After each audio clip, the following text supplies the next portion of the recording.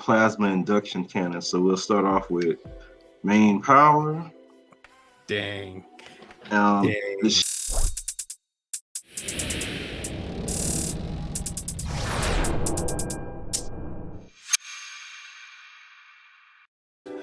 What is going on, everybody out there? It is a new Wednesday. Appreciate y'all joining us. We are the Undergated podcast. I am Coop. That's the voice you hear now. I got my boys with me every Wednesday at 3 o'clock. It's CD and Austin, Gunpla Tesseract, and that's Austin. And then we have CD, Chloe's dad. Every Wednesday at 3 o'clock, we try to bring y'all a banger episode of Gunpla, anime, and everything in between, books, photography, painting, whatever y'all want to talk about, whatever y'all want to discuss, we'll try to discuss it up here for y'all. It's been a good week. It's been a great week for some. For some, it's been a great week, and I hope everybody out there had a great week as well. We're gonna have a guest in studio today. This is gonna be a fun episode, so make sure y'all kick back, go grab everything you need, because this is gonna be another educational video. Yes. But of course, if you missed last week's episode, we had a kind of a sit down and talk and chill type of episode, like a couple of savage moments. I know Austin, I think he says does he pencil line? I mean, not pencil line. Does he panel line on the runner? I think, Austin, did you say you panel line on the runner? Yes. No, I said I do not. No, that is a lie. That is slander. I am right now going to file a sue for what's it called? Defamation. Yeah, but if you missed last week's episode, this is what you missed. That Soleto was a bottom 5 protagonist. Mm-hmm. Is that still ring true for you? Yeah. Ku being a flat Earth guy. Oh yeah, that was a while ago. But and like that, make sure y'all tune into last week's episode and jump in on that conversation. Like I said, we're the Undergated podcast, and we have a guest in the building. This guy has crazy work. I met him at ODO years ago. He is definitely somebody that when it comes to a competition level, he is always ready to go. His work speaks for itself. Probably one of the most underrated builders I've seen in the game. Oh my gosh! Lit it up with the PG Exia. He lit it up with the Caliburn, literally. Of course, who we have in the building today is the homie Pencil Knight. Welcome to the studio, Pencil Knight, man. How's it going, dog? Oh, you muted, big dog. You muted, I think. Hey everybody, I'm glad to be here. Love what you guys do, man. You know, it's an awesome show. And I'm glad to be here. Thanks for inviting me. Of course, man. We had to get you on. We had to sit down and talk to you. If not the best when it comes to LED lighting and Gunpla, probably for sure one of the best I've seen, if not the best. So glad to have you up here. We're gonna have a fun episode. We're gonna sit down. We're gonna learn from you. We're gonna go in and out, learn everything. What goes through Pencil Knight's mind when he is building in the process. I seen something that you posted earlier. That's gonna be crazy. But before we get started, as always, fellas, the greetings. How's your week been, Pencil Knight? How's your week been, man? It's starting off pretty good. So, I get married next weekend. So, congratulations! Wow, congratulations! Yeah, congrats! Thank you. So, it's been a roller coaster with logistics and getting everything in order, and then also, still building models. And then last week, I had a cold, and it kept me from going to the IPMS that just happened this past week. So I was ready to bring my boy, but I was knocked out. So. But They wasn't ready for that one. They wasn't ready for that. It was all good. And congratulations on your win, Coop. I appreciate it, big dog. Yeah, I appreciate it. My week is IPMS, like Pencil Knight said.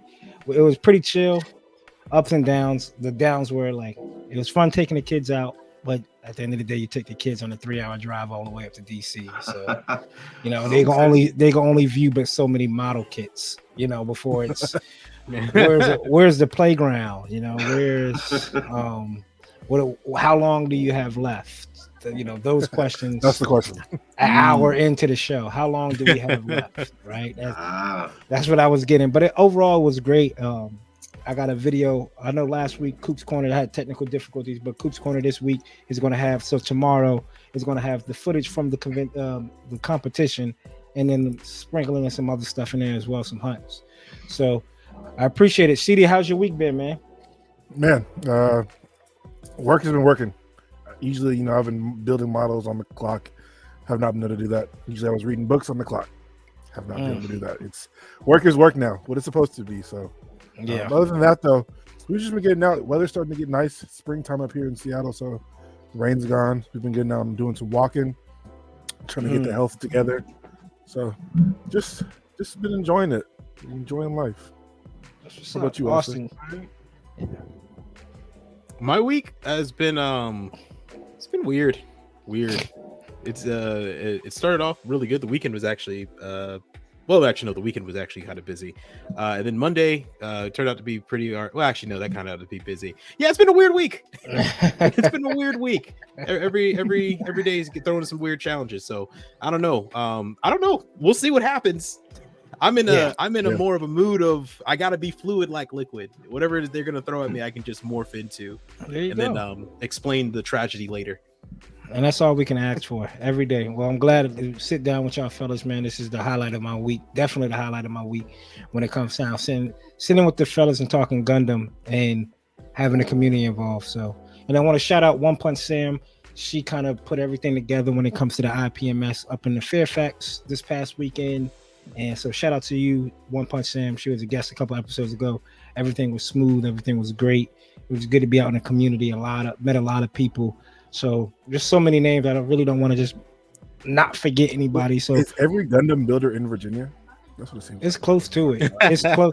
It's getting there. It's getting there. But and what's crazy is like that show, and Pennsylvania can contest to it. Like that show is what ODO used to be for Gundams, probably about 2019, 2020. And then how big ODO's gotten now to where it's a staple in the Gunpla community. So, and if I say 3-4 years, that Fairfax show is going to be like round 2 for ODO. Like it's like I'm gonna get it's the rematch. Like for everybody that wants to like get their get back, I'm gonna run it back. Yeah, let's run it back. That rematch clause is signed with that one, so definitely want to see that show grow and take off just like ODO. So we appreciate it, Sam. Next up, I think it's pretty short, light list for everybody, right? We didn't building and breaking on that backlog. It's with some kits that you might have broken out of the backlog. That's planned for the workers' table. I could go, man. I don't have a lot. I don't have anything, actually. Not even a lot. I don't have anything. Kids ran me rampant 2 weeks in a row. I was like, oh, let me go to little thingamajigs. Where's the closest playground? I'm like, so no little thingamajigs, nothing online that I've seen, nothing in Hobbytown. Shout out to Kenneth. He watches the pod too. He works at Hobbytown. He hit me up and asked me if I wanted that new RG Spec 2 with the Impulse Spec 2. Nah, I said, nah, I'm okay. I'll pass on it. Not my steez. So other than that, that's it. Other than, I guess, how we always bring it up, building and breaking down the backlog. So we building and breaking. Dub's a dub. Come on. We're building up and we're building this up. Try to keep this going. The goal is try to walk away with something at every competition. So that's about it. That is, and what I showed for the people that was listening on Spotify is the winner's coin, second place IPMS, second place for the Dari Blade. I'll show that in the next segment, but that's all I got. CD? No kits, no books. Actually, I did get something for Austin though. So yes. I was at Kinokia bookstore, and I did pick up a manga for my guy Austin. The guy she was interested in is not a guy at all. So this is a Japanese release, Japanese full manga. Just came out. It does get an English release, but not until the fall. This one's special because it's the first volume and it comes with a hardcover too. I don't know if you've seen that, but it comes with a hardcover. You are an absolute legend. You are a legend. I'm gonna have So a I seen poster this- of you in my house. And I was like, I know Austin loves this. He talks about it all the time. So I seen it. I was like, all right, Is bro, it- I'll grab it for you. Is it wrapped Bro. because it's supposed to be wrapped? No, Yes. it's just wrapped Okay, because it's okay, because it's brand new out of the pack. yeah. Okay, gotcha. It's Yeah, not one of those. All the books in that section. So they have a manga wall. It's probably 14 feet tall or 14 feet wide, 10 feet tall of just manga, all in Japanese. So anything you want, they have. So if you guys ever need anything, let me know. I've been looking. I still can't find the Gundam section. It's not in alphabetical order, which you would think it'd be. So Oh wow. I'm still on the hunt for that. And then I did get this acrylic glass. So I've seen everyone use these stands, Wow. standing on Gundams, That's or cool. display a piece they're working on. I got this at the Daiso store, which is a little Japanese dollar store. So this will be dope for like some photography stuff. $1.50. Yeah, that is. They have a whole bunch of different Man, shapes and sizes. I just need to move out to Seattle. Apparently, you have everything I want. Yes. Come visit. Nice up here. I mean, Come stay. how about that? You're getting a roommate, buddy. You might have to fight Chloe for that one, but Oh, that's easy. I'm like 6 foot. I'm good. I got it. What's her arm reach? yeah. Well, no one's She's about- CD's height. She's probably like 6 foot right now. Actually, yeah. You never mind. No one's CD. She could probably knock me out. Like Chloe's probably She's like pretty big. pushing 6 feet. She's about What'd you pick 4'9". up? Sheesh. Jeez. Oh, Okay. man. Basketball player. All right. What you got, Austin? I picked up some 1500 primer and some yellow paint because I ran out of yellow. And then I realized that the hobby store next to us doesn't have the paint I was looking for. So I went on a shopping spree on New Type, even though I said I wasn't going to spend any money. Fought the urge to buy another Master Grade Alex because I need one apparently in my life. So fought the urge for that, but I have some paint, more paint coming in. So I just have paint. That's the only thing I'm purchasing right now. No kits, no manga, just paint so I can focus on the colors I need. And this There you build. go. Yeah. There you go. Punch Night, what you pick up, big dog? Anything All new right. recently? I haven't picked up anything new. I actually went into the backlog and Uh-oh. and I know you saw the post earlier in honor since the MG Verkar, the Gundam Narrative C-Packs is coming out. I wanted to try and tackle all 3 A, B, and C and give them the LED treatment and try and create something. You know what's funny is I've never built a UC Gundam yet, so this will be the first UC Gundam I've built.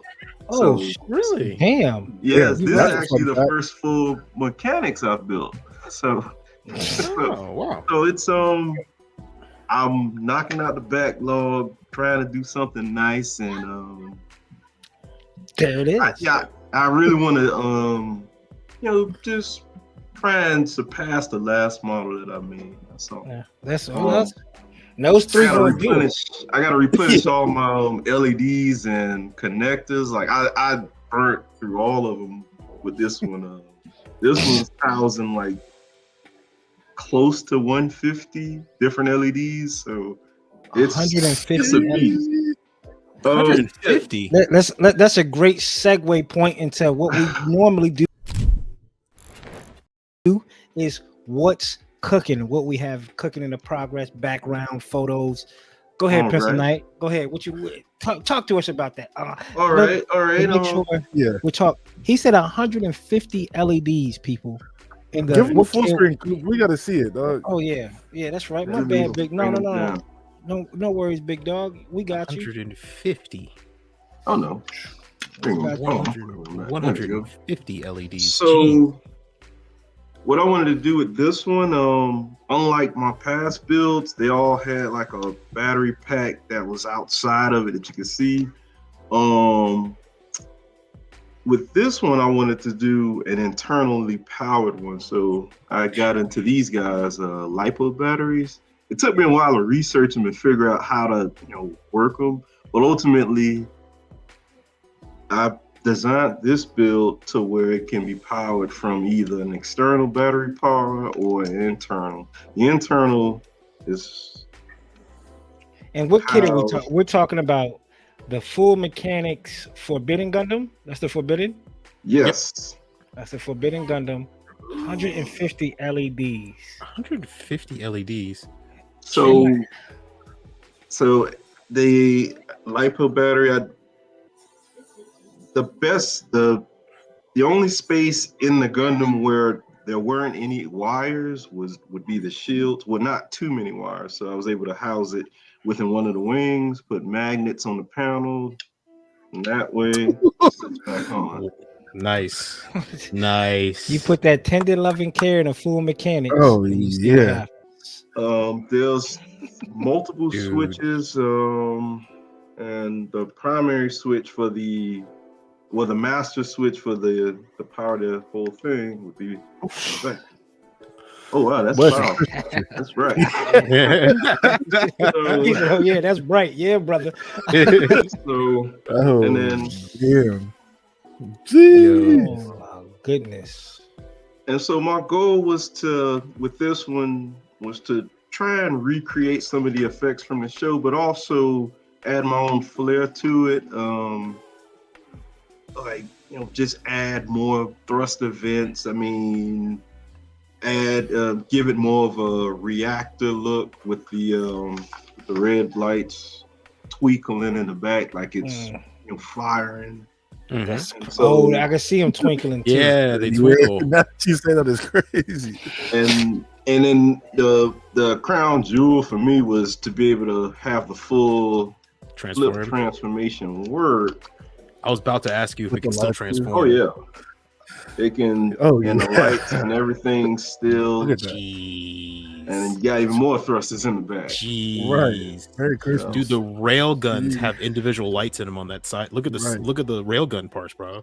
So That the is rail dope. guns, yes, those things. I had to do something special to get the effect that I wanted. I actually had to introduce 3D printing into this build to build the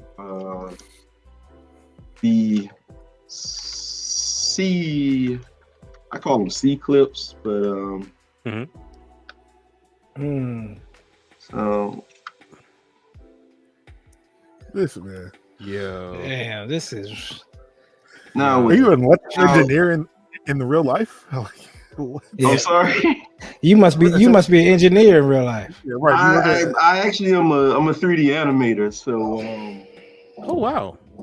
yeah. So I don't post a lot of my work, but I do it for the government. So most of the projects that I do, they don't really see the light of day. Yeah. Um, So different from Austin. We don't. So we really probably don't. At least we've been Don't talking tell to me you too much. for. I don't need no knocks at my door. We've been talking to you for 17, 18 minutes already, Pencil Knight, and I know what you do, and I've been talking to Austin for years, and I have no clue what the hell he does for the government. So I mean, I can, that part is in our description, so that's okay to say. But for the most part, anything yeah, else? my portfolio is it's a little weak because it's pretty old, but I have some pretty good stuff. It's just kind of one of the pros and cons of working in that environment. It's like you got all this good stuff, but no one really get to see it. So, Yeah. but it bleeds into this. So Understandable. that's Understandable. something. Understandable. And then you said you about to start working on the A, B, and C pack of the narrative, correct? Yes, I actually got a sneak preview of that for you. Ooh, you seen it here first. Come on. You seen it. So this is the fuel tank that goes in the back. What I ended up doing was And that's the A pack. the apex. Yes. What I ended up doing was I did some masking and then painted like a straight line so I can cut out a long bar, something like that, but it'll be blue all the way through. Let me cut the light off. Oh man, this is ridiculous. So we're gonna go for something like that. Wow. Nice. And so, it tracks. Oh, that's dope. Oh man, Yeah. come on, So- man. I see what you mean. It's like the nacelle from Star Trek. The nacelles. They right, have those right, tracking lights exactly. on the side. Yeah. So that's what I want to do for the Apex. Yeah, while I was out of commission, while I was sick, I was still able to clip. I'm still able to clip out the parts out the runners, and it took a while. I actually just finished before we started shooting. I just finished clipping out the last of the C packs, and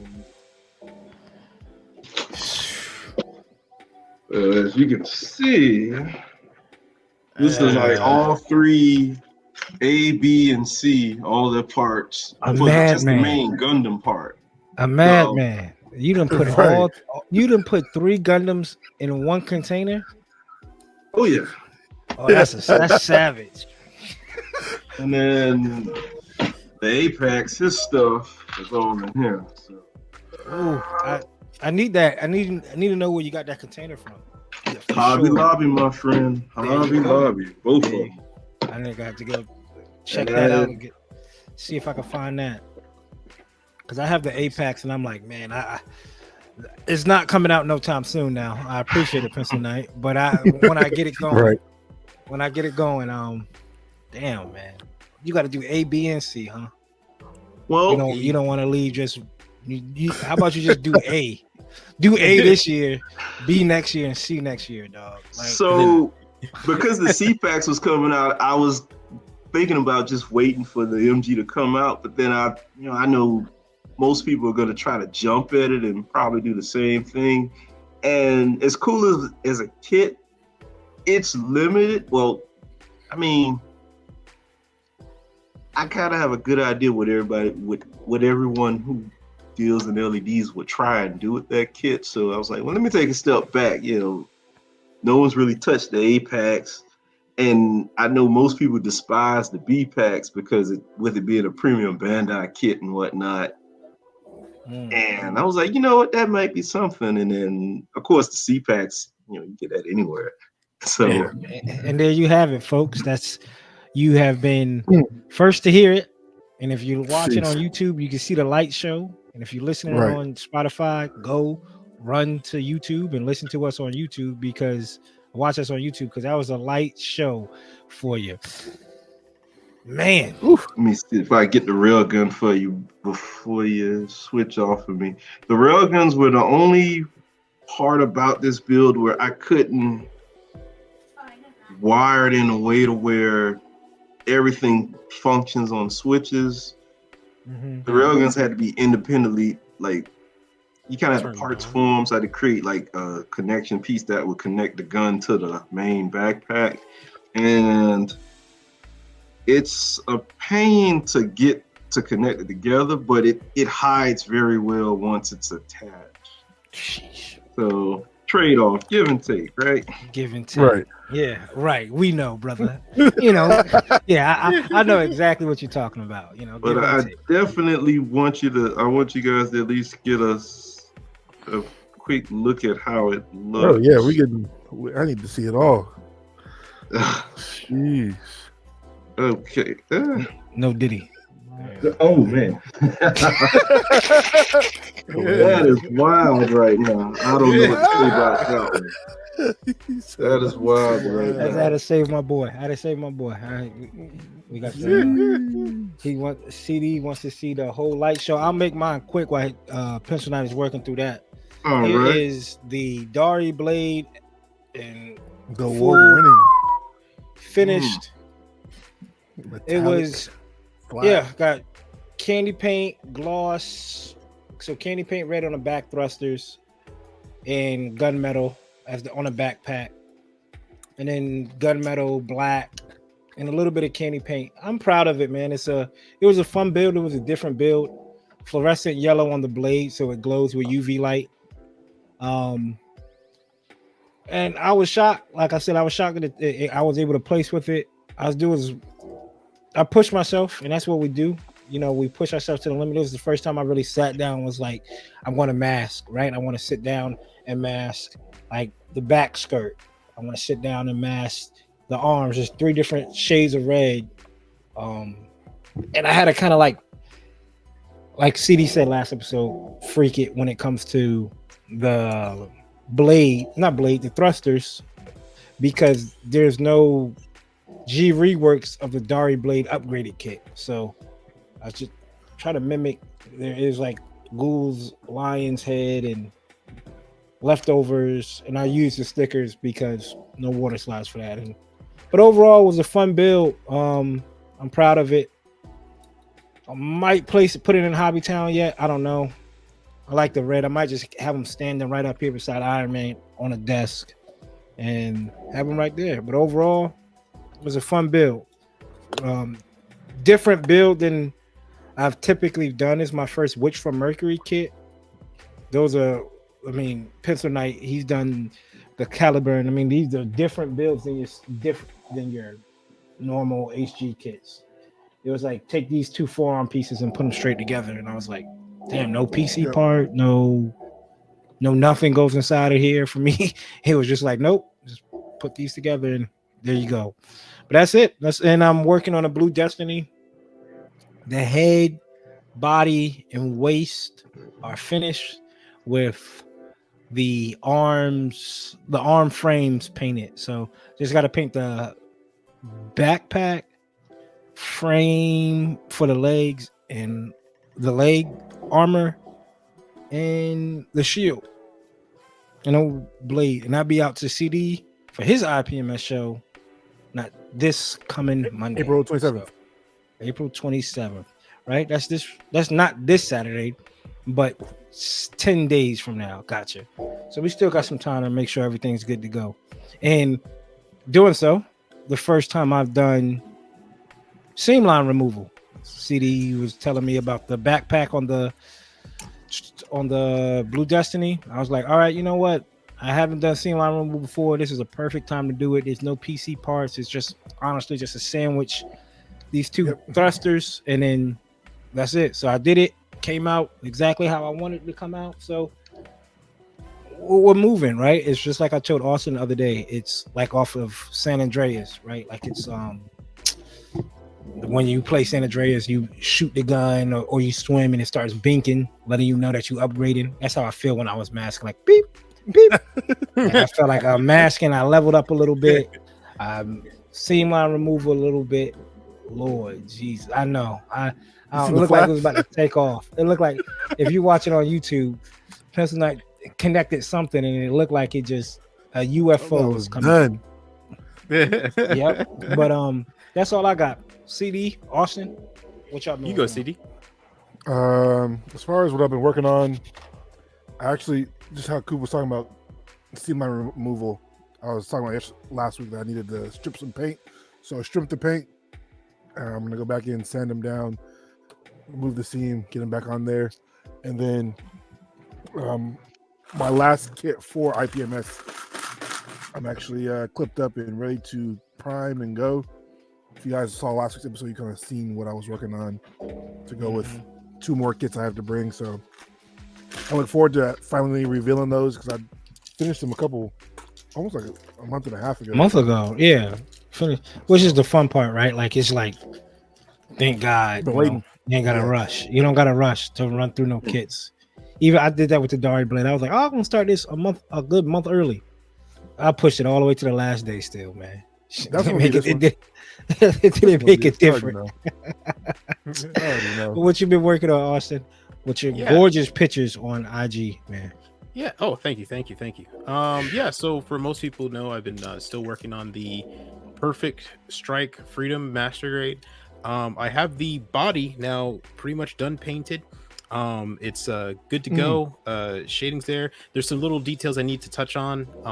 So I'm going to enter the fine painting stage of it. And then touch up there, fight some little chips that have been showing up because the acrylic paint. And then Pizza, you got it ready? Oh yeah. All right, there we go. All right, go show us. So it's easier to kind of walk through it, separate it from the main body. So the LiPo battery rests inside the shield, and because of the tubing that came with the model, I basically hid the wire in the tubing, so it kind of keeps the tubing from flailing around all crazy like, and it hides it. So instead of me hiding it, running it through the arm, runs through the cable. And I installed 3 independent switches, 1, 2, and 3. Main power, this one for the main visor, and then this one for the main plasma induction cannon. So we'll start off with main power. Dang. The shields have independent switches also for the blinking effect.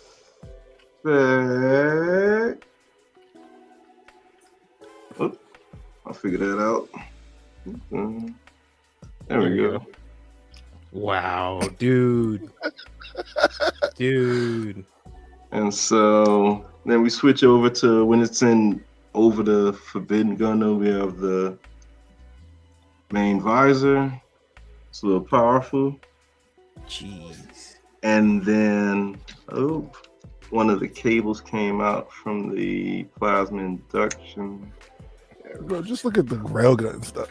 I know, right? The railguns are crazy, bro. And then you have the railguns, and then the last switch for the main gun in the center. So yeah, my camera isn't capturing it the way it's supposed to look, but it's something. It's capturing it, big dog. But it still looks amazing. I know, it looks amazing, dude. That's awesome. Thank you. I was really proud of this guy. The trade-off with all of the LEDs is these LiPo batteries have like a lifespan of like maybe 5 minutes, and then I have to swap them out. Right.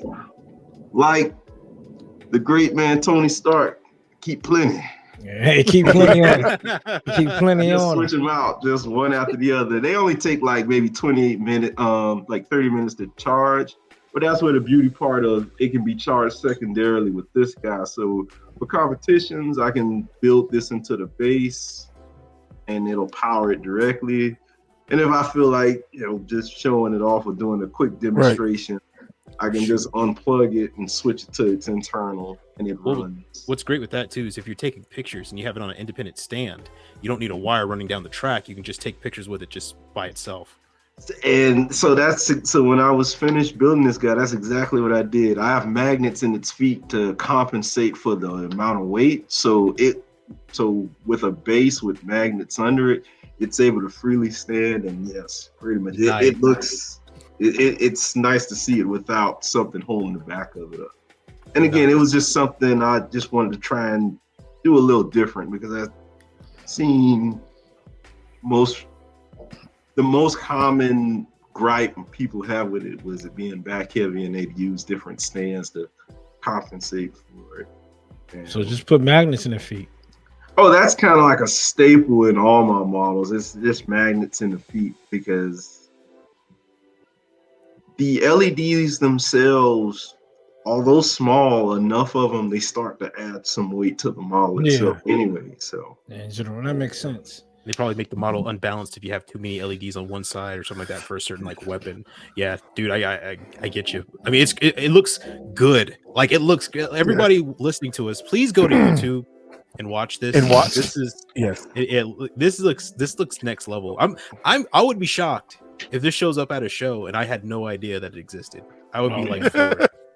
So I really wanted to show it off at the recent IPMS, but thank God it just wasn't happening. I just couldn't get out of bed. I went to sleep Friday. I think I woke up at 12 noon, a little after 12 noon. So. Yeah, you had it. And that was a wrap. Thank you. I appreciate you staying home, man. Thanks. Yeah, right. No.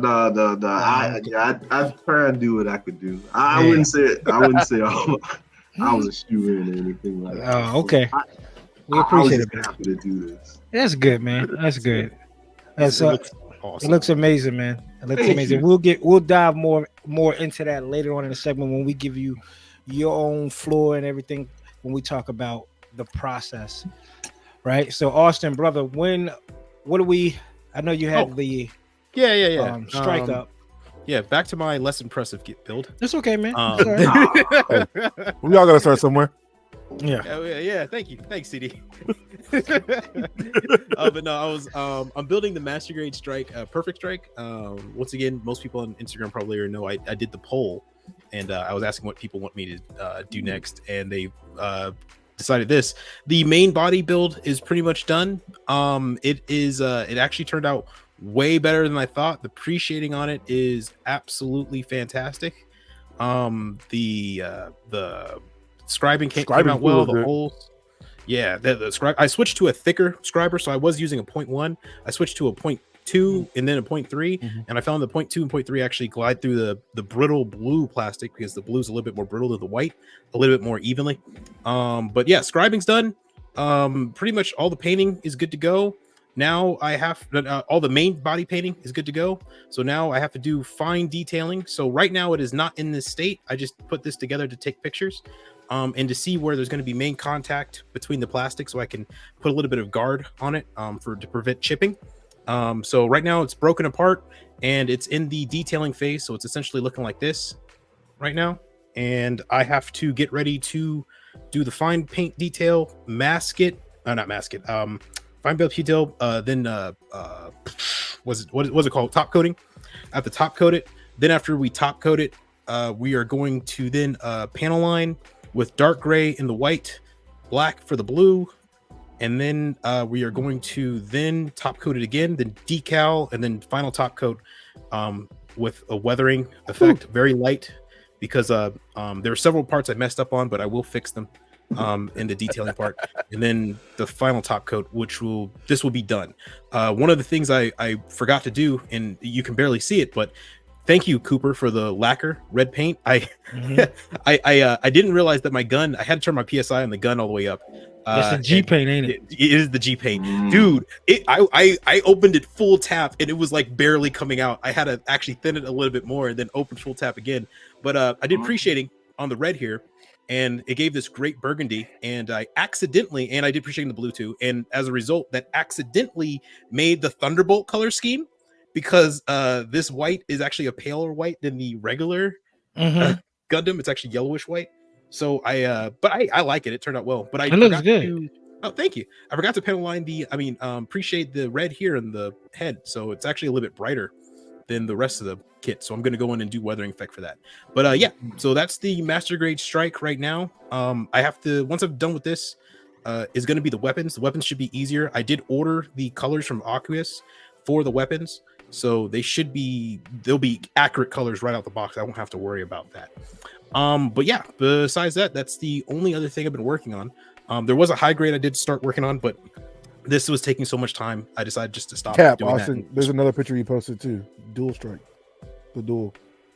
Oh, the Dual Strike. Oh yeah, the Dual Strike. I don't have that one on my computer. That's actually just existing on my phone. But okay. For people on Instagram who've seen it, actually I can go to Instagram and bring it up if you want. Oh yeah, that's true too. Cool. Yeah, so that is going to be that's going to be a questionable build, because I've built the Dual Strike now 3 times, the Master Grade Dual Strike 3 times, so I'm pretty comfortable with how it works. So I'm going to try and do a custom build of it called a Dual Strike R, or Dual Strike Renegade. It is a experimental version of the Dual Strike, where it just essentially has so many weapons and so much stuff added onto it. It's just why not? Yeah, why not? I mean, it's just a big giant, hey, is that your base? Guess what? F you type of mobile suit. So okay. that's what we're gonna do, and it's gonna be this suit right here. So it's the Dual Strike Renegade, and that's why it's labeled as R.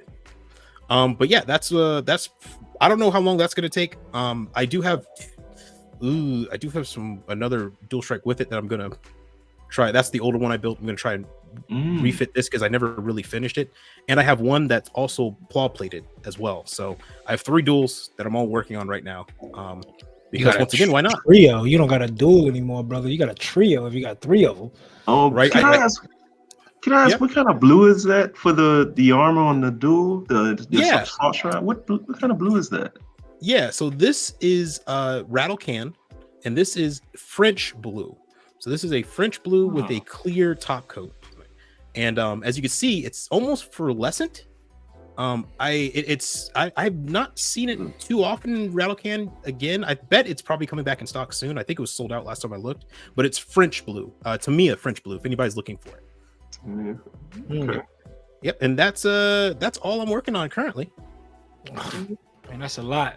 Y'all brothers are pushing the goalposts, man. Y'all are pushing the goalposts each and every week. French. French, you write it down. Yeah. He's already got the ideas. I like that. Yes, I think I might yes, have sir. some left. I can just send it to you. You know, and that's what we do in the community, man. We try to push each other. This is good talking. This is one reason I like sitting down and talking to what's cooking, right? Because it's like, damn, what CD does, what Austin does, even Pencil what you're doing, it pushes the envelope. It keeps me on my toes. That whole iron sharpens iron mentality. So keep it up, people. Keep it up. All y'all. Good job, man. For real. Next up, I was gonna do what's new, but I don't think a whole lot came out. Anything really announced? I mean, I know some. Just looking at Gunpla Nerds, not just looking at what we talked about last week. It just looks like it's just regular. Yeah, in terms of Gunpla, there wasn't a lot. You know, a lot of the news that came out really was regarded Mobile Suit Gundam Seed Freedom about its U.S. release and the fact it made like $28 million in the box office for Japan, which is way over exceeding. So now we're just waiting for the U.S. To open up, and they're selling more gifts and acrylic stands, stuff like that with that. So that's essentially most of the news. For if there is more Gunpla releases, we probably won't see it until maybe next month when there's going to be some hobby shows in Japan, especially some anime figure hobby shows that are going to be going down. I think Wonderfest, if I remember correctly, Spring Wonderfest drops down, so we might see some stuff there. And for the what's new for me, which is not Gunpla related, but a real grade and a high grade. Of what? The real grade and high grade? They don't know yet. Yeah. So there's a hobby show like you're just talking about coming up next month. Mm-hmm. So there's Bandai who has like their stuff, and there's a high grade and real grade line. And they were saying that when it's separate from the Gundam, that it's going to be like another series. So maybe a real grade Pat Labor or a high grade something else. Oh, yeah. That's right. Mm-hmm. That's right. Ooh, I hope it's Pat Labor. It probably is on an anime kind of train, right? Like this past Saturday, Kaiju number 8 dropped on Crunchyroll. So it's dubbed already. So for people that want to watch it, it's anime. It's going to be anime of the year, and I've already watched it 3 times. First episode, 10 out of 10. I watched it. It's very, very good.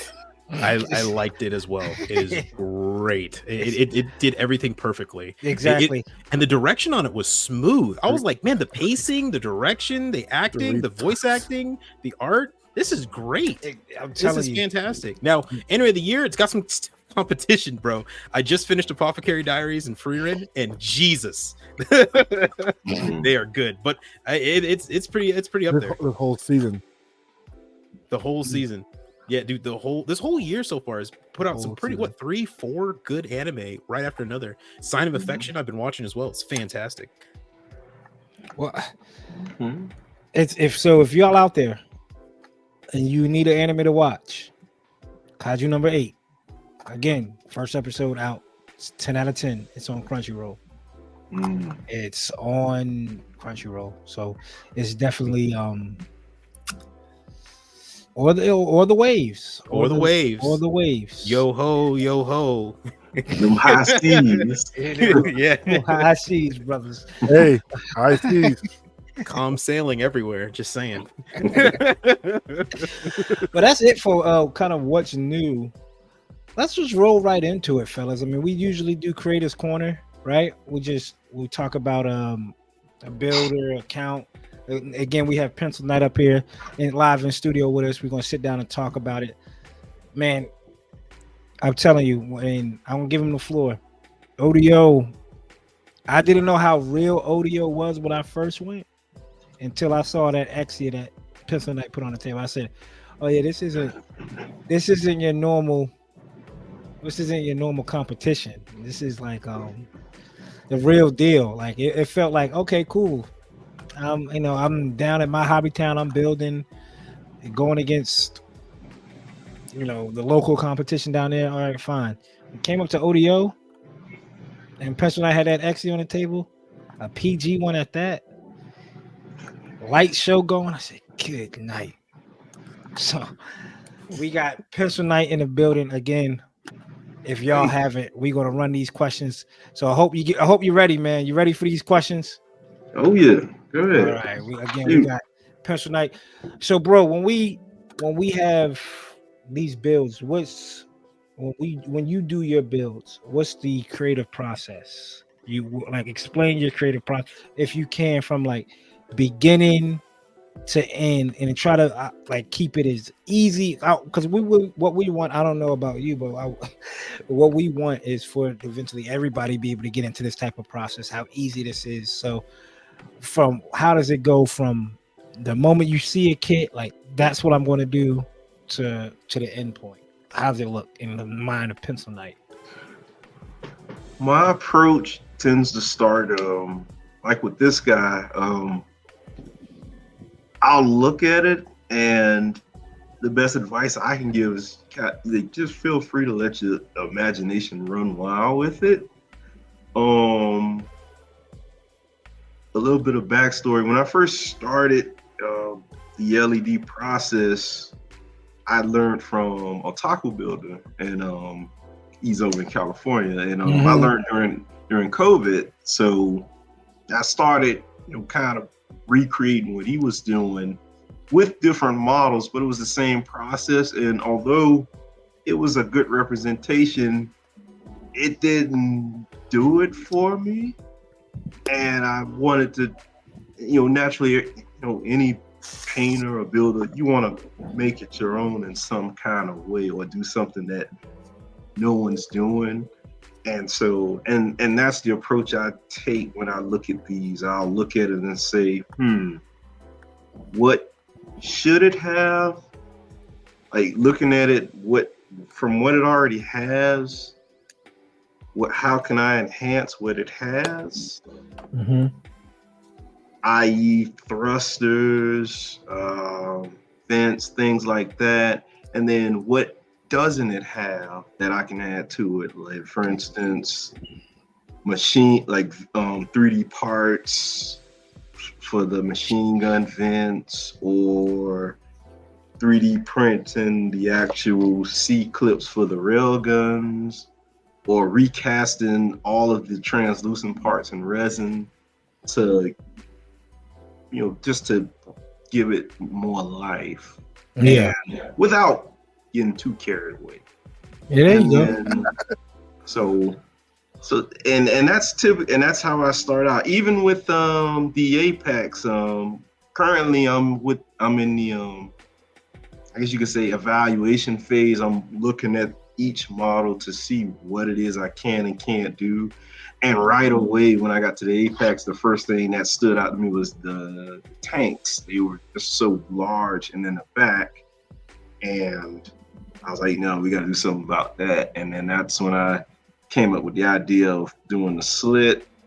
And then the Enterprise colors was kind of a happy accident, because initially it was going to be all blue. And when I was at work today, I was in the elevator and just came to me. I'm like, what if I use red and, kind of give it the same color as the engines of the Enterprise? And it just, the best advice is just let your creativity flow free. There you go. And different ideas will just come to you. Definitely do not rush any of this stuff. I've been burnt and learned the hard way about rushing stuff. I remember my first successful build, it was great. Then I thought I was big and bad, so I started doing all kinds of crazy stuff, and it looked a mess. So, and I had to kind of step back and say, okay, there's a bit of planning and patience that I would strongly advise. Yeah, like pretty much like everything else, right? Like you want to sit back and don't bite off more than you can chew, especially when we start smelling ourselves. I was the same way. I'm like, oh yeah, I could paint, Let me get this master grade going. So when and that was another thing I wanted to improve upon was my painting. I was, I had the LEDs, but the painting I felt still wasn't up to par with what I saw with the different competitors, or even at ODO. I was like, yeah, they're doing some things that I haven't even figured out yet. And hats off to you, Austin. I have yet to scribe yet. I am like very apprehensive about doing that because some of these bottles, because at least in my mind, I'm like, that thing won't be finished for a long time if you go down the route of scribing, right? There's plenty of kits that are still on my shelf, and Coop can contest to this, that are just sitting there that I've scribed and not finished yet. So trust me, I know what you mean, man. But once you get a flow of it, it gets quicker. Once you get a flow with it, but yeah, you got to tear up at least 3 or 4 high grades before. At bare minimum 3 or 4. I've probably done through 4 or 5, maybe 6. But like Austin's saying, like once you get going, you're like, one line's fine. But you're probably like, one LED's good, 2 LEDs. Next thing you know, you got 12 in there. So same thing with scribing. Then 120. Yeah, right. You're absolutely right. That's how the progression started. I've had a few people reach out to me and ask, how to get started, and I would tell them, grab an entry grade and just focus on the basics of just the head module and the thrusters. Once you get that, it's really, all of this is just, if you just know the fundamentals, just simply a negative and a positive. From there, you start thinking, if I try this, what'll happen? And then it just starts stacking and stacking and stacking until you have something where it's just a multi-function thing. Yeah. So fundamentals, I can't stress that enough. Fundamentals. Back to basics, just the little things. Y'all have any questions? I want to run through a couple of mine. Yeah. Just have them down. Yeah. I have. You can go ahead and CD. You got one. So how did you get into this hobby? Were you always a modeler of Gundams, or did you start with cars, planes? What brought you into it? That Toonami had got me. I'll never forget it. The first Gundam I saw was Death Sight. Toonami Gundam Wing. During the summer. I was sweeping up. Whoa. So I was down back then, and at the time, I had art classes, so I'd get the models and I look at them. I'm like, yeah, these are not matching up with the manual. These are some paint. So I would acquire some acrylics from school and like hand paint myself, and I started amassing a small collection, and then I kind of stopped it because I had promised myself. I said, you know what, I'm gonna stop for now because what I want to get is a house to be able to actually have all of these out. And at the time, I'm in high school thinking of this stuff, and because I'm like, I want all the Zoids, I want all the Gundams, I want all that stuff, but I don't have nowhere to put it. So my goal would be is to try and get a house in the future and get back to it. And of course, being an adult, things come up, and this kind of went on the back burner until I met my fiance, or soon-to-be wife, at the Christmas of 2019. She bought me the Perfect Grade Strike, and as a Christmas gift, and because we had, she knew I liked Gundam, and so she bought it for me, and I was like, oh, this is cool. And then it was the same time period COVID happened. First kit back, a Perfect Grade. Good night.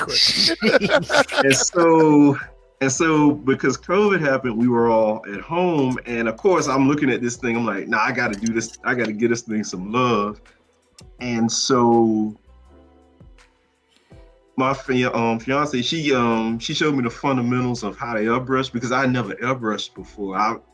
In high school, I was just always intimidated of it. Like my thing was like I'm an illustrator through and through, but I just was always just intimidated of airbrush, and she showed me the fundamentals of how to do it, and then from there I just kind of took it, and in that year, Perfect Strike came out with the L sword and launcher, all that good stuff. And then the following year, then Master Grade, and they just start coming out like just just one after another. And that's how it then started. ODO happened. That's when I met Coop and saw how big the world was with this, and that's kind of where I am now. That's awesome. I love the pay and respect to the fiance too, getting you started with the Oh airbrush. yeah, that's dope. I like That's that. love right there. I want to say this model, maybe I'll say 20% of it might be all resin cast parts, and she has a resin he does resin pieces, so she kind of gave me that bit of a nugget to input into what I do. And so I tell all the time, like I may have built it, but this was helped by you. I couldn't have done this without. I love it. Absolutely, that's what's up, man. And I definitely remember, I think at ODO when we were talking about your kit, and I heard you say that you had to make a resin cast for the Caliburn, so because make the clear parts there. And I was wondering, I was like, oh snap! So you have a 3D printer and you making your own parts, stuff like that too. So we do have a 3D printer, but I didn't use the 3D printer on the Caliburn. At that time, I was experimenting with new resin techniques. Instead of making full resin casts of parts, like for instance, what in the beginning I would make the mistake of, okay, I want to have this part translucent. I would try to resin cast this entire thing and then paint everything and leave this open, which is kind of backwards. And then that's kind of when I got the idea of, oh, if I just carve out what I need, what I don't need, and just replace that with resin, I'll save on material, time, and all that good stuff. And that all went into the Caliburn. And so he said carve out. So when you say what are we carving? Like we talking about on the Caliburn? What is something that's like is it the permit score? So with all the permit scores, you just took a hot chisel. What are we? He said carving. What are we talking? Are we talking Gunpla here? So these right here are my, these are my longtime buddies in the beginning, the hand Dremel and the X-Acto knife, but this changed the game. Engravers, you cannot go wrong with an engraver, and this does so much work and multiple bits, and you can get inside of like the crevices, and most of the time I'm just hollowing out or carving out different areas, and you can't go wrong. I highly recommend an engraver. Oh, you muted yourself, sir. You muted yourself. That engraver was like, don't give away the secret. Yeah, you right. So I highly recommend it. So I do I do a lot of carving to allow the wiring to flow through the model, or to be able to add more resin parts. So there you go. That's what's up. But engraver, you definitely can't go wrong. And also it helps out with some of those parts where even if you take away from LEDs, just you have some parts that don't fit together just right. The engraver kind of gets rid of that excess, and it'll just go together really good. Damn. Gotcha. So back to starting out with LEDs. For anybody who wants to start out with LEDs, is there any type of thing you would recommend? Is there like a brand or any type of type, or simple stuff? Because in terms of LEDs, I know zero. I know that there is a wire that connects to a battery and a light comes on. That's it.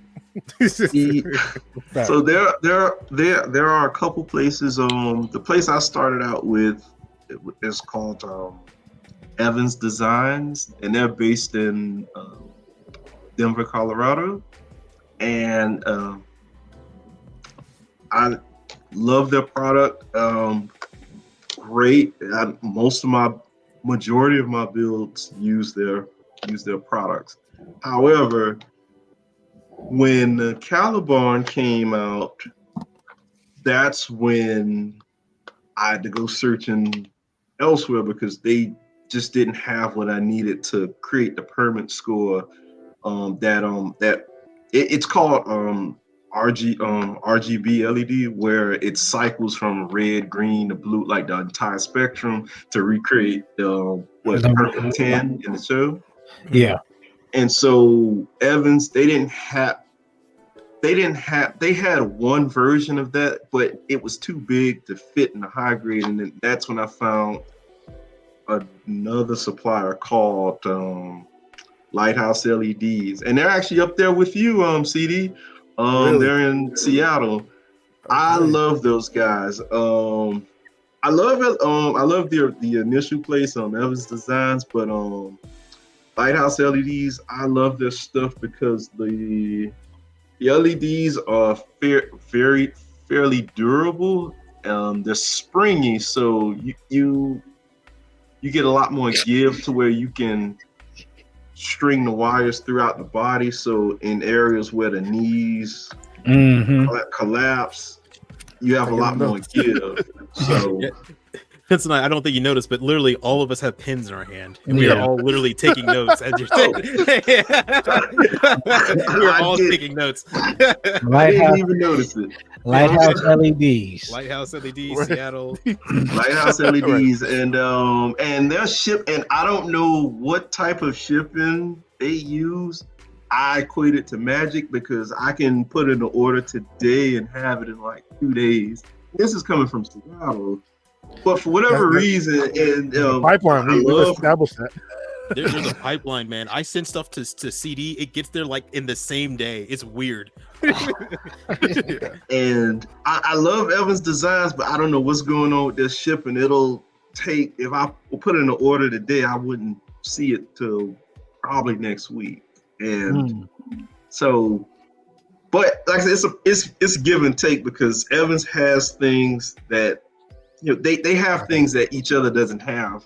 So when it comes to like switches, your single slide switch, or the LEDs with different effects like flashing real fast or pulsing, things like that. Evans has a lot of that stuff. But when it comes to your more static LEDs, or I like to call them specialty LEDs, they have them. And so I order from both of them. There you go. So those are the two main people that I use. That's Evans Design and Lighthouse Designs? Lighthouse LEDs. Yes.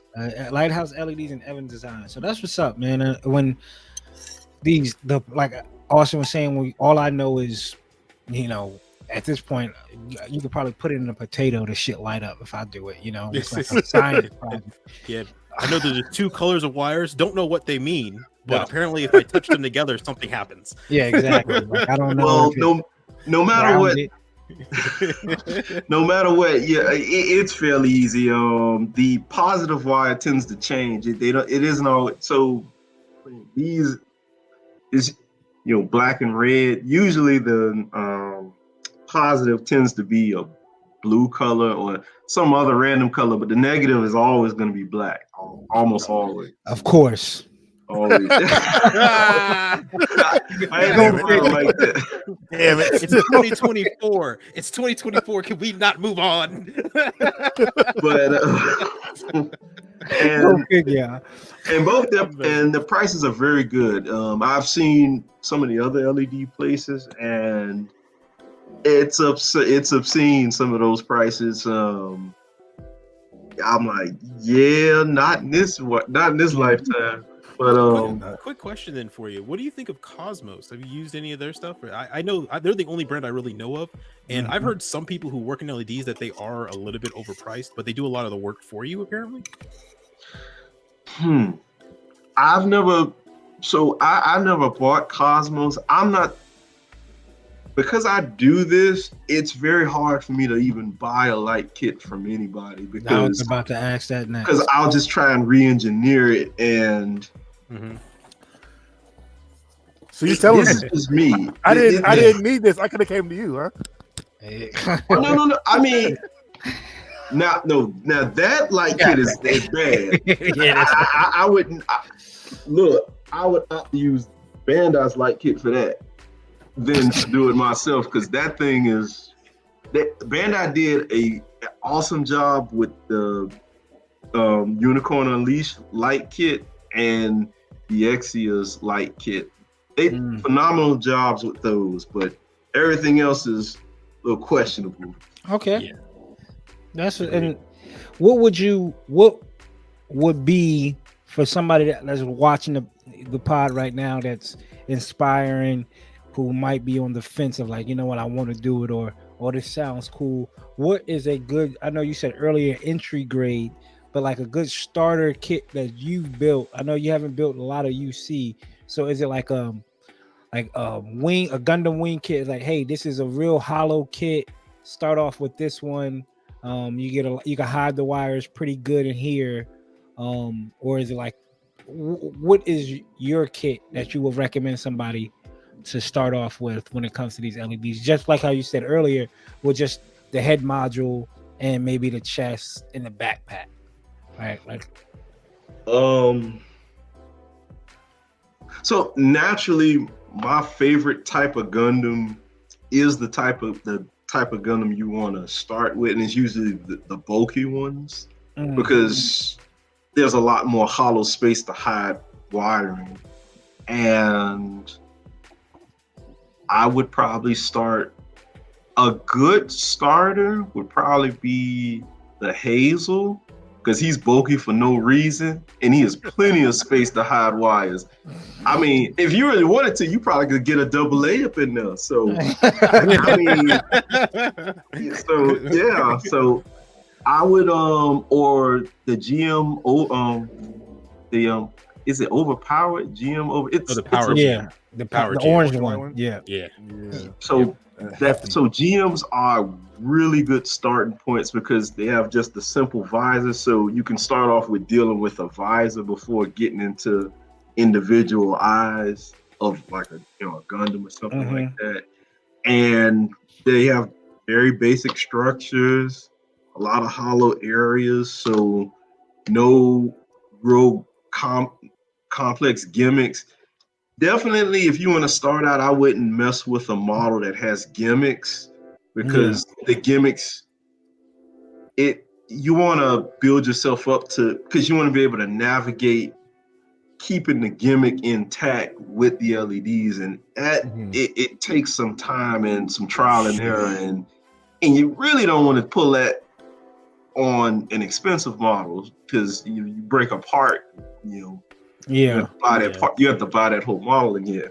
So everybody, do not start out with a Zeta Verka. You will do not any Verka, anything Verka. But some advice. I've come to learn this doing this because I've broken parts. If it's a part, so definitely I would watch different YouTubers or reviewers when they review the models to kind of point out the flaws in it. And from there, those particular parts, what I would do is I'd take that part, before I paint it or anything, I'll make a resin cast of it and make another part of it. So if I break it or if something happens, I still have the original, and save yourself some trouble. Might want to change your name to Anaheim Electronics at this point. Come on now. I'm all about saving that money, man. This stuff is expensive. Hey, and he's a lot smarter than me. I just buy multiple versions of the kit. Yeah, Austin buys And I know Five strikes.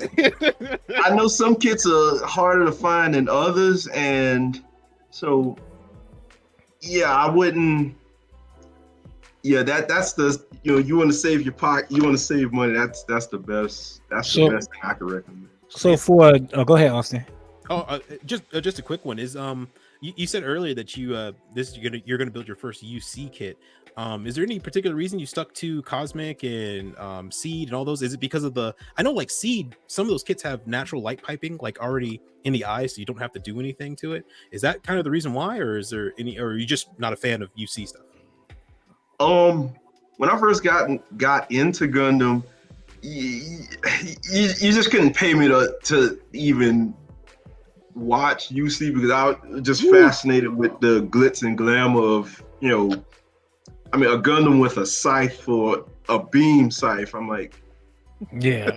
I mean, come on. Or you got Gundam Seed. The Gundams are literally changing colors because of phase shift armor or backpacks, and I mean that I was all into the high octane stuff. But as I got older, I was able to appreciate it. I mean, I've watched it even then, but I was able to appreciate it. And so this time around when I got back into the game, it started out as my fiance got me the perfect strike, and so I was like, okay, I feel good, so let me move down to the MG strike so she can see size comparison to understand the different grades. Then it was like, well, now I got to make the Aegis, and then but now I got to make the whole GAT team, and it just kept trickling in that order. Literally the same journey, man. I started out with Seed because I love Seed. Then I built a wing kit, and I was like, let me go back to Seed again. And I was like, then it just Seed, and I built UC way later down the road. Yeah, I'm right there with you. So is Seed your favorite believe series? it or not, you mentioned the Alex. I've been fighting to actually build that. Like every time I'm ready to start it, something comes up, and then it gets pushed to the back. So you had mentioned it. I'm like, God, I really want to build that. That's what I really want to build. But you'll probably like that. It's pretty hollow inside. Please don't. I've heard great things. I've heard great things about that thing. And I have like some really good ideas for that. Yes, you're right. It is pretty. Oh yes, it's pretty. Yeah, hollow. baby. started after the next February, big dog. If you started after the last weekend in February. That Sunday, the last Sunday in February, just go ahead and start it then. Don't worry, don't try to start it anything. Yeah, anytime before that. Yeah, anytime before that. Started that last Sunday in February. You ain't gotta worry. What's your favorite Gundam series, Prince of Night? Your go-to series. I've watched Gundam 00 more times than any of the others. So I would say Gundam 00. Gundam 00. Actually, your favorite one? Nah, not actually. No, it's Virtue. Virtue. Okay. The big one. So here's my thing. And this has followed me even as a child. Like I've always loved toys that were like that had more than one function, because like you get two toys for the price of one. Virtue's two Gundams. I'm like, beat that. I mean, next to that is Curios, where it's a Transformer. They beat that. That makes sense. So yeah, I've always been a sucker for like 2-in-1 or 3-in-1s, and Virtue it's two whole Gundams. Yeah, well, that makes sense. And like I said, it's one of the big boys, and that thing's it's a hoss when it go to town. Go to work. And when it comes to the Virtue, do you obviously like how you said two Gundams? So you like the Natale version when he goes Natale? I'm assuming. Is that something like, you know what, when I start to do, whenever you get to, because I know it's coming down the line, the Master Grade Virtue for you. Is that I did it already? Oh, you did it. Yep, you did do it. That's right. Are you going to go back and just do just the Natale? Well, I built it to where it can eject the armor and the noddling functions just fine. But I had used Kynar wire for the hair so that the hair is like flexible instead of the stiff when it comes with. But I wouldn't mind taking another crack at that model because that model to me it suffered a little bit of what I talked about earlier, where I got too big for my britches and kind of I did some things that I wish I would want to go back and redo. So what? Understandable. Well, you got a question for him, Austin? No, I just said understandable. Oh, okay, my fault. Now, when it comes to the kits, what's a kit or something you're like, you know what? I'm not gonna, or is all kits on the table, like PGs? Is it SDs? Like, you know what? I'm not even gonna waste my time because they're small. What's a kit you kind of like stay away from? So I actually do want to do some SDs. So they're on the table. The one I'm really hesitant about getting is any kit that's truly a brick. So the FAS. So it's like it's nice, but it can't move. Yeah. You choose one pose, and that pose is looking left or looking right, and then you're done. So I've always kits like that. I mean, they're cool. I don't know if they're for me because I like take this one. Like again, it's a regular Gundam. Then it has the high mech mode. It has the shields. I just love the different gimmicks, and you can actually put it in all those forms. Fast is just arm out with the gun, and that's it. Looking left, looking right. But it's probably no Psycho Zaku. That'd be a nice one to see with all the bells and whistles put up there. Oh, so I actually have an idea for that. Me and my fiance, we like to go to we have this new thing we like to do now. We'll go to conventions like GalaxyCon, things like that. And what we like to do is we'll look at the guest list for like the voice actors. And for each one we see, we'll go buy the Funko Pop of that person and then they'll have to sign it. So fast forward, the most recent GalaxyCon we went to, Johnny Young Bosch, the replacement Black Ranger. I didn't realize he was the voice of the pilot for the Psycho Zaku. Yes, sir. I didn't realize that. And so I had got it right. So I got it in my mind. I was like, I'm gonna pick up 2 of those at some point and paint them. Yep, Coop. One will have LEDs, and the other I'll just paint. And I'll probably present that painted one to him and be like, just sign this one with the LEDs. And we're good. There you go. And I met him. Nice. He was at NecoCon 4 years back. And I told the story before where at NecoCon, if you purchase a ticket, NecoCon, you purchase a ticket, you can get a free autograph from somebody. You get one free autograph. And I got my free autograph. And I got him to sign the Thunderbolts cover 2, which is Psycho Zaku. I passed him the book. He was like, "Oh man, I didn't know people really knew I was in this, right?" Like, and then he asked me, he was like, "So when are they going to come out with another season?" I'm like, "Man, yes." You know what?" And I'm like, man, "You the one that should be telling me this. You would know before I would. Apparently not, because if they haven't called you yet to tell you, hey, we need your lines, then." It's not. I wouldn't know. It's not like I'm. Oh yeah, they got you squared away. Big, penciled in for this week. We're gonna get you that script probably about like next 3 or 4 weeks. So we looking in the mail. Like I don't know. If you don't know, I guess not. He's also the voice for Orga Iska in IBO as well. So it's a legendary. Just to piggyback off that, I found out just this week that there's a podcast on, I think it was Trash Taste, where they're talking to a professional voice actor for anime, especially the dub ones. Apparently, sometimes they don't know they're going to do a dub for a show until the day of. Like, they just show up in the studio and say, hey, you're now dubbing Koju 8. I was like, what? I believe that. I would love to be a voice actor. That's like my dream. You know, one thing I've always wondered with voice actors, because it seems to be like the same group migrate from show to show, and it's like,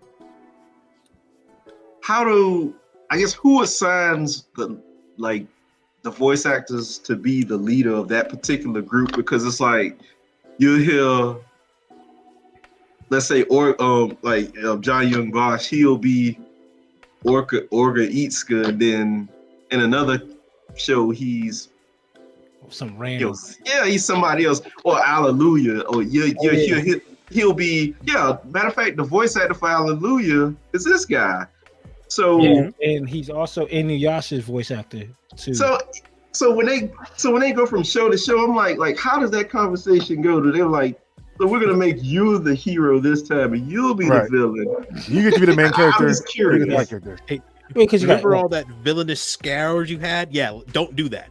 Everything you've known for, don't do. Because you got Setsuna, right? That's Katra, right? That's Katra's voice in Gundam Wing, right? And then he's also like random characters in Gundam Wing, like pilots for Oz, right? So I can hear his voice, and he's Armoro's voice too. So he's done a lot of Gundam characters as well. So Johnny Young Bosch is going to be at Tidewater Comic-Con. That's going to be in less than a month from now. I think it's the 18th of May. That's in Virginia Beach. I don't know if you want to travel down. It's not a big convention. Oh, no. It's going to be a while before I can implement that plan. Yeah. I know that. It's going to be a while because that thing's big. So my fiance, she refers to that. The only way she knows what I'm talking about when I refer to the Psycho Zaku is she calls it telescope. Mm-hmm. So, yeah, it makes sense. It makes sense. 3 telescopes on the damn back seem like, and that's a brick of a kit. But I'm telling you, with all the LEDs that you could put in it, it's gonna. You know how many batteries I can hide in just that main thruster alone? I mean, right. Put your lunch in that. That's how big it is. It would literally be the power pack. It would be literal, it'll just be one of those giant ones that charges like laptops. Yeah, exactly. Just a power bank. You open it up, it got a motherboard from the beginning. Like, damn, this shit is like you cracked open an anchor. You can never fly with it. They'll just be like, sir, your backpack A is glowing. 2, it's warm. And 3, I see here it says 50,000 milliamps.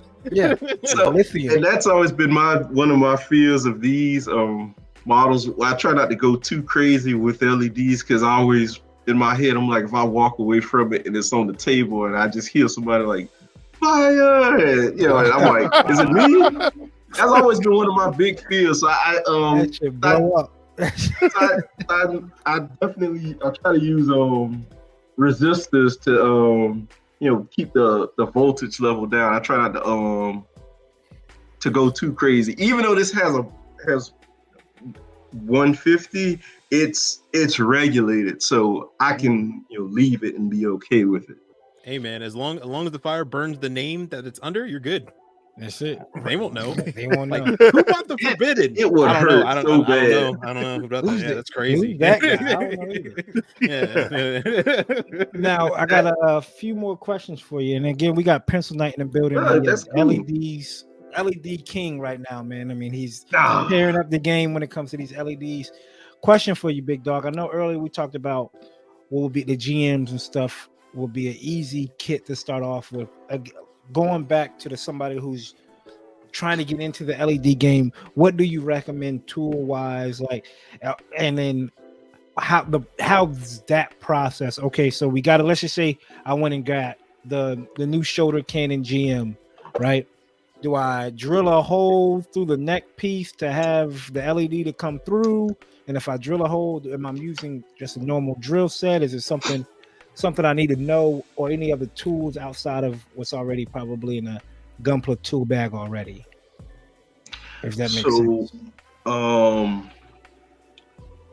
So you can't go wrong with a hand Dremel. As great as engrave is, there's still areas that you just can't access. So a hand Dremel, and these usually come with multiple bits, so you can't go wrong with those.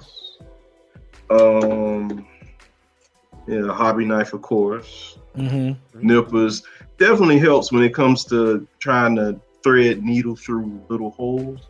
Mm-hmm.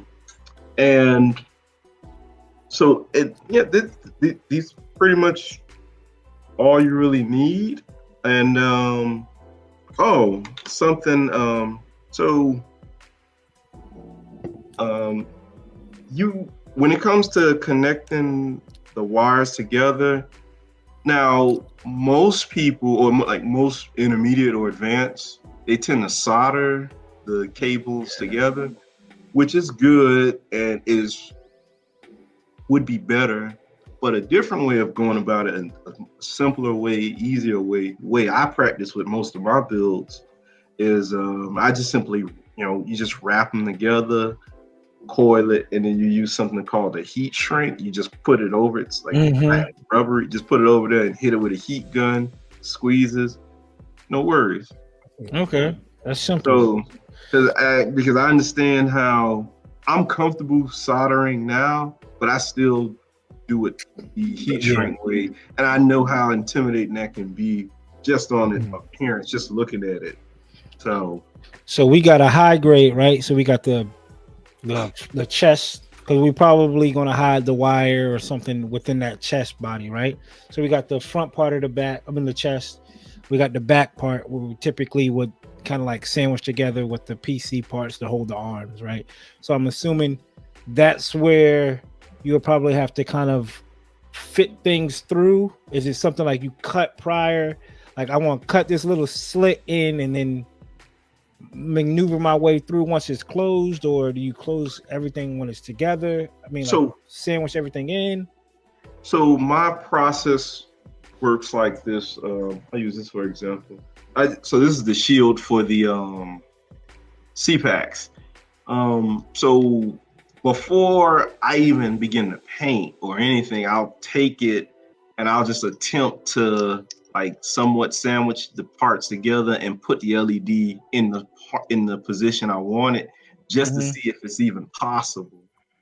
And then once I see that, okay, there's enough room, then that's when I get into okay, then that means now I can modify it to add even more room. Um, you really have to do that with. I do that at the start of every build with any idea that I have. I'll take those parts, piece them together. I'll this is a little trick that I do. Like I'll take like any peg, I'll like kind of cut it at a slant, Mm-hmm. and so it makes it easy to like Pull put apart. it together and take it apart. And you do a lot of that. You would want to do a lot of that when it comes to testing, will the LED go in there? Because there's been instances where in the very beginning, I haven't done it recently, but in the very beginning, I've crushed LEDs thinking I had enough space and I really didn't. And so that's something you want to watch out for. So you want to, before you do anything, before painting, you always test out, is it even possible? And once you see that, it's something you can work with, that's all you need to actually make it come to life at that point. And what's the average process for you when it comes to like a high grade, depending on what you want to do? Like, is this like a 3-month project? Is this something where it's like we see the process in the posts you post online, which is great, and like on your YouTube channel as well, and it helps. But I could, not saying you do, but I could take a process and be like, oh, this is a 3-month, and online I could condense it down to make it look like it's a week, because when it posts how activity is. So like the Caliburn, for an example, how long was that process? That was a 2.5-month process. And the timelines for these builds, it depends solely on what it is you're trying to go for. So in my earlier builds, like the MG Strike and the whole GAT series, it was a standard. They all had like standard static lights. They didn't do anything but just light up. I was cranking those things out a month at a time. Some cases 3 weeks at a time. Sheesh. But and that's cleaning the parts, airbrushing, everything like. That's everything. from opening the box to final production. That's 3 weeks. So 3 weeks to a month. That was because they were just static displays. But once I started getting into like the effects and stuff, something of what I guess not necessarily a challenge. What takes the most time is it's uncharted territory. So a lot of it I have to just figure it out as I go along, and it adds time. So I'll have this side, the high grade Virtue that I built. I had the idea of, I want to make his GN condensers that make the GN shield flicker just like it does in the show. But in order to do that with the high high grade, the parts aren't translucent, so I had to like figure out how to deal with that, and because I'm trying to make something no one's building. It's like you kind of have to figure it out. It takes as long as you need it to figure it out. And I think with that model, I burnt 2 weeks learning how to do resin casting. And like just trial and error, failing over and over and over. Literally, so with that build, it took me maybe 2 months. No, like maybe a month and a half with that one. 2 of those weeks were dedicated to solely just trying to figure out resin cast. Okay. Okay. So it's about 3 week, 4 to 6 week process, depending on the kit. And how many lights? Not even the kit, just what it is you want to do with it. So with the Calibarn, again, it was uncharted territory. It was LEDs that I didn't even know existed. Yeah, that played into it. But if you want to answer that question, you're talking about. With that model was like two months to build out. But it really all depends on what effect you want, and what it is you're trying to do will determine the outcome of it. There you go. True. There you go. I got a 2-part question for you, Pencil Knight. Coop, if you got all right. No, go ahead. First up, so we've seen a lot of Gundam for you. I'm familiar with the page, so I do see a Phantom on there. I know Austin probably knows these fighter jets better than I do. So are we expecting any other things painted LED besides Gundams from you in the near future? That was going to be my question too. So I love aircraft. I'm a big aircraft fan also. So yes, other aircraft are in the pipeline. I've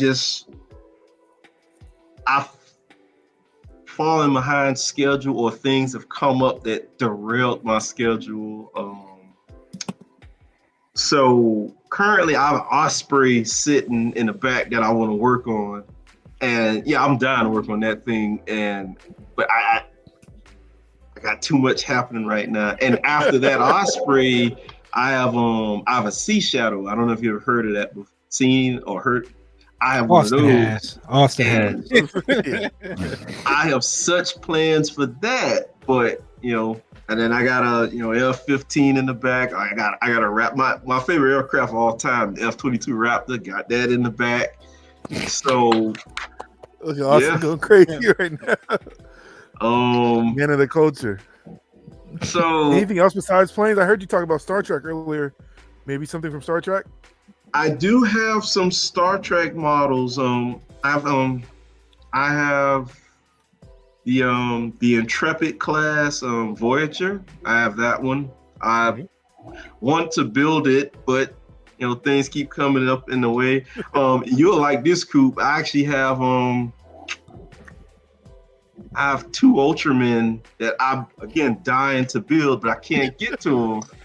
And but they're there too. So I do have other things besides Gundams. It's just between I want to say this past year has been a little crazy, just organizing, trying to figure out the wedding stuff. So that was a big thing. Of course. And, you can't do anything without that. And then, got to spend time with the future wife. So there you go. She demands that. Right. So, and then the second part to that question is, I did notice you talking about doing commission for pilot figures. Yep. Is that a thing? So the way that started, I'm sorry, are they the master grade pilot figures or just pilot, like 80 size pilot figures? I'll do any kind, but gotcha. But what ended up happening was there was a guy, he saw some of my work and he reached out to me and he had asked me, hey, can you paint this for me? And we talked, and I've had people ask, oh, how much does XYZ cost? But it doesn't really go anywhere. But he seemed to be pretty serious about it. So we talked about it, and he was like, well, I got 9 figures. Can you make that happen? I was like, oh, you must be talking about cash then. You're talking about 9 figures. That's the only way gonna make that happen. 9 figures. So I kind of shot myself in the foot because at the time I overestimated how fast I could go versus what I was charging. And like he got his stuff on time. It was just, you remember how I said, there was just delays. So when that happened, like production for everything else just kind of was like a roller coaster. And then to throw insult to injury was, after he saw the process of the 9 models, because I would update them every time I finished one, by the 4th of the 9 models, it was like, so I got another 5. How much would that cost? And so I'm like, oh my God. But it was fun. I got to learn a bunch of new tricks. And I even had, my fiance even said, these figures look better than yours. And I was like, yeah, I learned new tricks with these. So like, thank you. Guys haven't seen them? Wow. But thank you. I appreciate that. I started delving into different size brushes, and because in the very beginning, I was pretty much being a caveman. I just had like one paintbrush, like one size, and was just trying to make that one work. But then I'm like, once I got to like a character like Zex Marquise or Trays, I'm like, oh nah, I need multiple brushes. They got all kinds of like tassels and all kinds of crazy stuff happening. So, but any tips that's cool for painting these? Because these is all black for me. The white, I'd have hit the white, and the whole thing would have been white. I'd have been like, oh. That's so you know what? Anything that had white, I wanted to stay away from just using white. So I would try to use some color to give it some depth. So if it was like an off-white or a mixture with some gray, the main thing was at least my goal was to try to just stay away from using straight white. So to make it stand out, to give it some depth. Yeah. But those things were a monster. And the last figure, the Mula Flaga, I gave him that as a bonus because I was like, thank you for your patronage. So I threw that in there. So and he was more than happy with it. The hardest one out of all of these guys was Setsuna, actually. Setsuna, getting those stripes. They're so thin, and it was to the point where I was about to just pluck out a hair just to like use that as a paintbrush, because it was just countless times I would paint it, it'd be too much, I have to paint over it, and I'm just painting. But it was fun. It was a fun experience. I got to my first taste at a commission in this field because I've gotten them in my 3D line of work, but never in this. So, and it was fun. I enjoyed every bit of it, even though it kept me from doing the other stuff. it was still fun because I could at least, brag to my mom and whomever else, like, I'm getting paid for this. I'm getting How about paid. that? Right. Are you open for commissions? Is that a thing? Yeah. I mean, we can talk. It's tell me what it is, and we can go from there. Yeah, I might have to do something. I might have to get an LED. Yeah, I don't know what it's going to be. Something, Jack. I don't know. Right. What's next, man? What's next on the plate? What's something that you like? You know what? I can't wait to really. I know the kits is next. What's the next hurdle you see? I mean, I would like to see one day you get into that diorama game and see like street lights and buildings with lights and some fires. Yeah, Dude, fire. I was thinking that too. Like a hanger, if you have a hanger and you just plug in those lights, if you have a ceiling, you plug in those lights like you have in a storage area, and then you have your Gundam that's all lit up inside of it. Dude, the pictures and videos you take of that would be, immense. We're giving this guy ideas. We're gonna have a pissed off drive coming back from Richmond one year. I'll tell you, so I'll say, I actually last year. I was actually working on a diorama, and I was supposed to have it at Odeo this year. The high grade virtue that I was telling you about. I don't know if you look on my page. Like I've built the high grade virtue. I built 6 Tierans.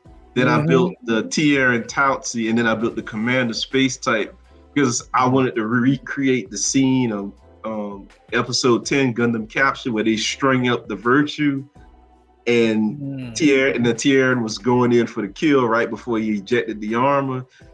So my goal was I had to build all the models first, which I did, and the last one that I had to build was the Commander Space type. I built it, finished it, and so the next step was that create the actual base and everything for it to go on. And this was in the month of August. And then guess what happened in the month of August? The Gundam Caliban dropped. Damn. And so I just completely dropped hold on now. everything. I dropped everything and started working on the Caliban. And like I say, it took me 2 months. So no. Yes, 2 months is.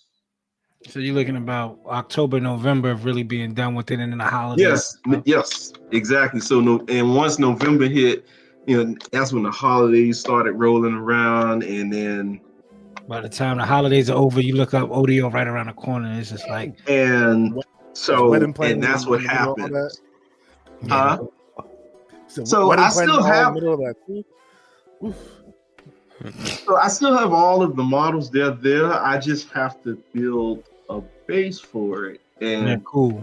Keep that on IG though. Don't think about taking. Don't bring it down I-95, Jack. Just keep it down. That sounds like it's gonna be on the table next IPMS. Nah, just keep it right there, big dog. Just keep it right there. Let people see it from the crib, man. With any luck, I may be able to have it assembled this coming Odeo, but but that's what ended up happening. The Caliban, it completely derailed that entire, like everything was going according to schedule.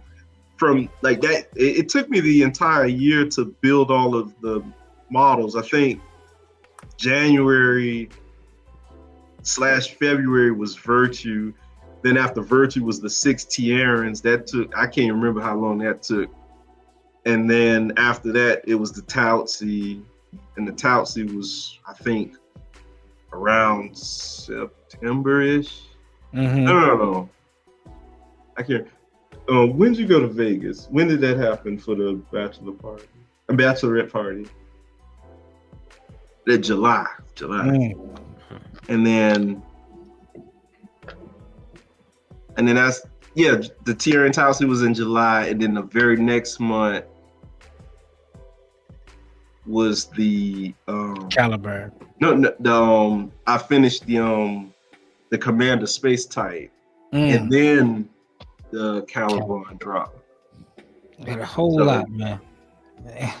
So it completely derailed my plans. When I saw your diorama, I was like, I'm like, that's cool. I want to try and put one together, and that kind of got me going into like, what would I make? And then I was like, okay, I can recreate the scene from Gundam 00. But thanks, man. I'm glad I was able to inspire somebody. I remember we was talking about it, and and you was asking me my thoughts on it and critiques, and then you was telling me what was going on, and I'm looking at it, I'm like, I like this. I'm like, okay. I got something for his ass next year. Don't worry about it, right? That's what crossed your mind. Like, I like this. You don't create a monster, Coop. Exactly. I got something for him.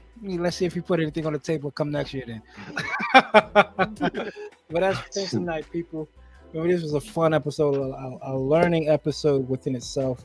We love these learning episodes, especially when we have these guests on where we can sit down and kind of pencil. Actually, what's Pencil Night? Now that I think about it, where did that name come from? I think we ask everybody where the name comes from.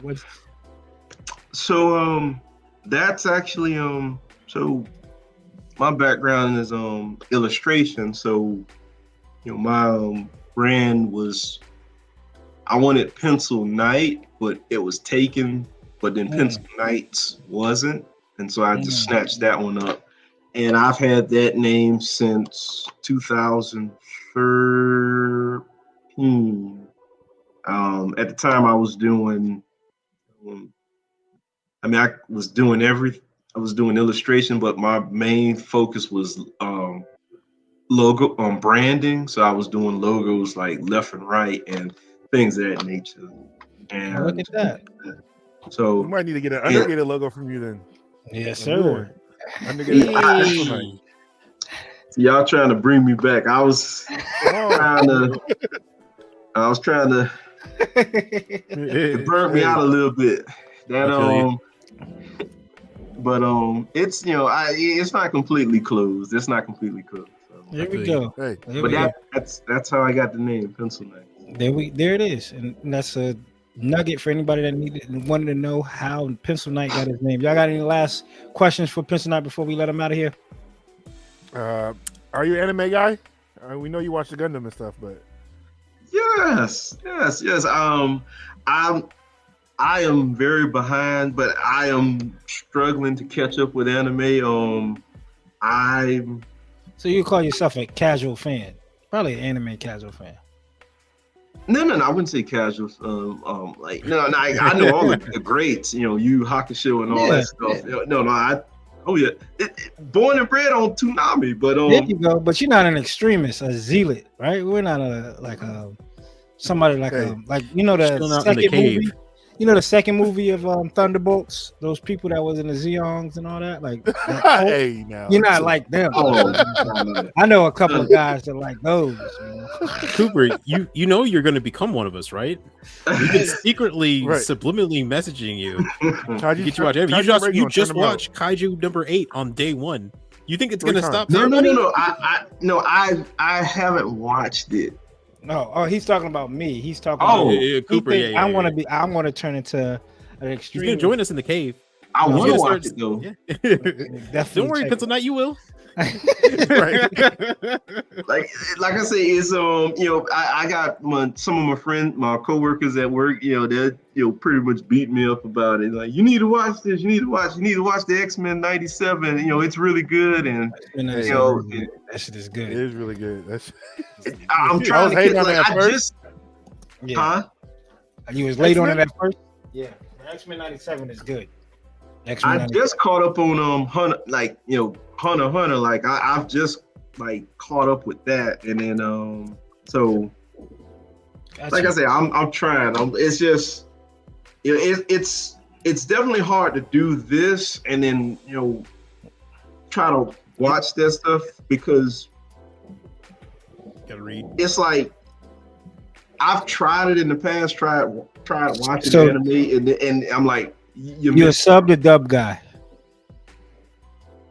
It depends. If I'm desperate, I'll go sub, but I prefer dub because I'll give you a prime example. Like, I wasn't the biggest fan of it, but the Evangelion Rebuild movies, there's so much happening in the background to where like the animators really took their time to like really animate every single thing, and there's so much happening. And it's like if you're trying to read subtitles, you would just miss so much of it.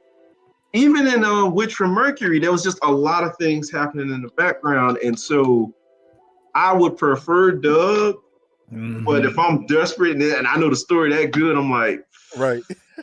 Yeah, I got to thug it out. I just And of course, one of the last questions we ask everybody: if you could only build one particular line in Gundam, high grade, real grade, master grade, perfect grade, you can only build one line going out. What's your favorite line to build? it would probably, and it's crazy to say it now, even it would probably be high grades now. Initially, it was master grades. I just fell in love with how they operated, but the limitation of master grades is like only like the favorites or the heroes get suits, and high grades you get the whole universe. And so I could just wake up one day, you know what? Let me recreate this scene, and I can actually find all the models. Or let me recreate this scene. That makes sense. I never thought about it like that. Because there's like for instance, there's this one scene I want to recreate is when the blast impulse destroyed the Abyss Gundam. But there's no master grade Abyss Gundam. So there you go. There's a master grade blast impulse, but there's none for the Abyss. So it's weird saying high grade, but I want to say that's probably the best because you can make them all. There you go. And that's it. We got another 144th guy in our stable. That's Pencil Knight. Make sure y'all go check out his work. It's at Pencil Knight on Instagram. Really good to have you on here, man. We appreciate, and on YouTube. Make sure y'all subscribe to his YouTube as well. Absolutely. Yeah. You have any shout outs you want to give out, man? I definitely want to the person I learned from, Otaku Builder. I definitely give him a shout out. I've got to meet him in person. We've hung out. Great dude, real positive guy. Like what you see is on his channels. That's really how he operates in real life. True hippie, but he's a cool guy. I definitely want to give my soon-to-be wife a shout out because the YouTube channel was, I'll say 60% of her pushing me to do it because the other 40% was just, people kept asking me the same questions, like, how do you do this? How do you do this? And I was like, well, maybe I should do a channel. And then she just forced me to do it. And now, I was against it. I was hating every bit of it. I'm like, I'd rather just build and be done with it. But, but it's cool. So definitely shout out to you, Sugar. And that's everybody, and definitely shout out to everybody that actually likes what I do and and takes the time out to look at it. I do appreciate it, especially that people like it and and it helps. And if I can help them, I actually enjoy helping people out and absolutely things like that. And Pencil Knight is quick to respond back. There's nothing like another no gatekeep kind of guy, and that's what we like. No. There's no point in gatekeeping.